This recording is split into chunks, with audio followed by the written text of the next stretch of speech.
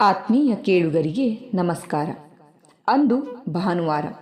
ದೇವಕಿ ತನ್ನ ಇಬ್ಬರು ಹೆಣ್ಣು ಮಕ್ಕಳನ್ನು ಕರೆದುಕೊಂಡು ಮಾರ್ಕೆಟಿಗೆ ಹೋದ್ಲು. ದೊಡ್ಡ ಮಗಳಿಗೆ 14 ವರ್ಷ, ಕಿರಿಯವಳಿಗೆ 12 ವರ್ಷ. ದೇವಕಿ ಶ್ರೀಮಂತ, ವ್ಯಾಪಾರಿ ಮನೆತನಕ್ಕೆ ಸೇರಿದವರು. ಯಾವ ಭೋಗ ಭಾಗ್ಯಗಳಿಗೂ ಕೊರತೆಯಿರಲಿಲ್ಲ. ದೇವಕಿ ಸೂಕ್ಷ್ಮ ಮನಸ್ಸಿನವರು. ತಮ್ಮ ಮನೆತನಗಳಲ್ಲಿ ಆಗುತ್ತಿರುವ ಆಸ್ತಿಯ ವಿತರಣೆ ಬಗ್ಗೆ, ಕೂಡಿಕೊಳ್ಳುವಿಕೆಯ ಬಗ್ಗೆ ಗಮನಿಸಿದಾಗ ಮನಸ್ಸಿಗೆ ಖಿನ್ನತೆ ಉಂಟಾಗ್ತಿತ್ತು. ಇಷ್ಟು ಹಣವಿದ್ದರೂ ಸರಿಯಾಗಿ ಹಂಚಿಕೊಂಡು ಬಾಳುವುದಕ್ಕೆ ಏನು ಕಷ್ಟ? ಬಹುಶಃ ಅದೇ ಗುಣ ಅವರ ಇಬ್ಬರು ಮಕ್ಕಳಲ್ಲೂ ಬಂದಿತ್ತು. ಸದಾ ಕಾಲ ಇಬ್ಬರದು ಜಗಳ. ಇವುಗಳಿಗೆ ಬೇಕಾಗಿದ್ದು ಅವಳಿಗೂ ಬೇಕು. ಇಬ್ಬರ ಹತ್ತಿರವೂ ಸಾಕಷ್ಟು ವಸ್ತುಗಳಿವೆ. ಅವುಗಳನ್ನು ಸರಿಯಾಗಿ ಹಂಚಿಕೊಂಡ್ರೆ ಇವರಿಗೆ ಸಾಕಾಗಿ ಮತ್ತೊಬ್ಬರಿಗೂ ಕೂಡ ಕೊಡುವಷ್ಟರ ಮಟ್ಟಿಗೆ ಆಗ್ತಾಯಿತ್ತು. ಆದರೆ ಯಾಕೋ ಮಕ್ಕಳಿಗೆ ಆ ಭಾವನೆಯೇ ಬರಲಿಲ್ಲ ಅನ್ನೋ ಚಿಂತೆ ದೇವಕಿಗೆ. ಅಥವಾ ತಾನೇ ಅವರನ್ನು ಸರಿಯಾಗಿ ಬೆಳೆಸಲಿಲ್ಲವೋ ಅನ್ನೋ ಅಪರಾಧ ಭಾವ. ಅಷ್ಟರಲ್ಲಿ ಮಕ್ಕಳು ಮತ್ತೂ ಜೋರಾಗಿ ಮಾತನಾಡ್ತಾ ಇರೋದು ಕೇಳಿಸ್ತು. ಅಮ್ಮ, ಎಲ್ಲಿ ನೋಡ್ತಾ ಇದೀಯಾ? ಪಿಜ್ಜಾ ಅಂಗಡಿ ಬಂದೇ ಬಿಡ್ತು ಅಂದ್ಲು ದೊಡ್ಡವಳು. ಆಯಿತು, ಅವರಿಗಿನ್ನು ಪಿಜ್ಜಾ ಕೊಡಿಸಬೇಕು ಅಂತ ಅಂಗಡಿಯಲ್ಲಿ ನಡೆದ್ರು.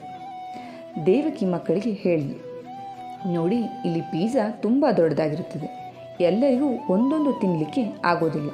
ಅದಕ್ಕೆ 2 ಪಿಜ್ಜಾ ತರಿಸಿ 3 ಭಾಗ ಮಾಡಿ ತಿನ್ನೋಣ. ಇಬ್ಬರ ಮಕ್ಕಳು ಒಪ್ಪಲೇ ಇಲ್ಲ. ಅವರ ಆಯ್ಕೆಗಳೇ ಬೇರೆ ಬೇರೆ. ಕೊನೆಗೆ 3 ಪಿಜ್ಜಾಗಳನ್ನು ಹೇಳಿ ಆಯಿತು.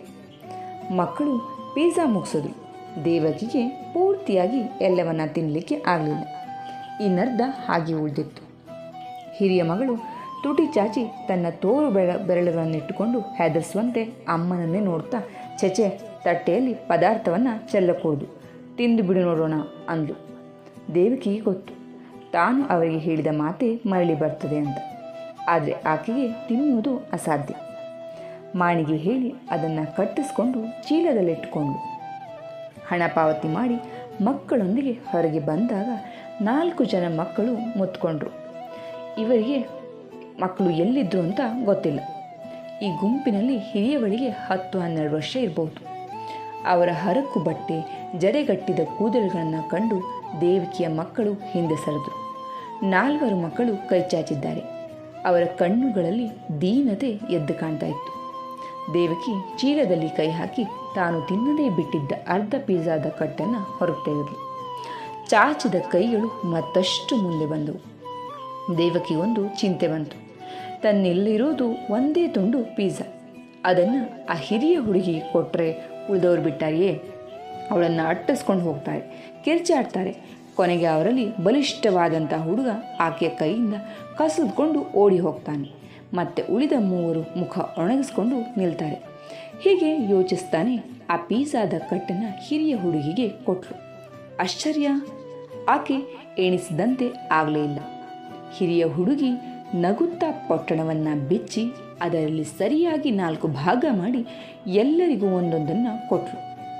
4 ನಗ್ತಾ ಓಡ್ಹೋದ್ರು. ದೇವಕಿ ತನ್ನ ಮಕ್ಕಳತ್ತ ನೋಡಿದ್ಲು. ಅವರು ಈ ಘಟನೆಯನ್ನು ಬೆರಗು ಕಣ್ಣಿನಿಂದ ನೋಡ್ತಾ ಇದ್ರು. ಅಂದಿನಿಂದ ದೇವಕಿಯ ಮಕ್ಕಳ ನಡುವಿನ ಜಗಳ ಕಡಿಮೆಯಾದಂತೆ ಆಯಿತು. ನಮ್ಮ ಜೀವನದಲ್ಲೂ ಹಂಚಿಕೊಂಡು ಬದುಕುವ ಅಂತ ಮನಸ್ಸನ್ನು ಬಂದರೆ ಬಹುಶಃ ಯಾವುದಕ್ಕೂ ಕೊರತೆ ಇಲ್ಲ. ಸಣ್ಣ ಪುಟ್ಟ ವಿಷಯಗಳಿಗೆ, ಸಣ್ಣ ಪುಟ್ಟ ವಸ್ತುಗಳಿಗೆ ಇಂದ ಹಿಡಿದು ದೊಡ್ಡ ದೊಡ್ಡ ಜಮೀನು ಆಸ್ತಿಗಳವರೆಗೂ ಕಿತ್ತಾಡ್ತಾ ಇರ್ತೀವಿ. ಆ ಭಗವಂತ ನಮ್ಮೆಲ್ಲರಿಗೂ ಏನು ಸಲ್ಲಬೇಕೋ ಅದನ್ನು ಸಲ್ಲಿಸಿರ್ತಾನೆ. ಆದರೆ ನಾವು ಅದನ್ನು ನೋಡೋದಿಲ್ಲ, ಅದ್ರ ಬಗ್ಗೆ ತೃಪ್ತಿನೂ ಪಟ್ಕೊಳ್ಳೋದಿಲ್ಲ. ಒಮ್ಮೆ ಯೋಚನೆ ಮಾಡಿ. ಈ ಕತೆ ನಮಗೂ ಅನ್ವಯವಾಗುತ್ತೆ ಅಲ್ವಾ? ಬಹುಶಃ ಈ ಕತೆ ನಿಮಗೆ ಇಷ್ಟ ಆಯಿತು ಅಂತ ಹೇಳಿ ಭಾವಿಸ್ತೀನಿ. ಕೇಳಿದ್ದಕ್ಕೆ ಧನ್ಯವಾದ.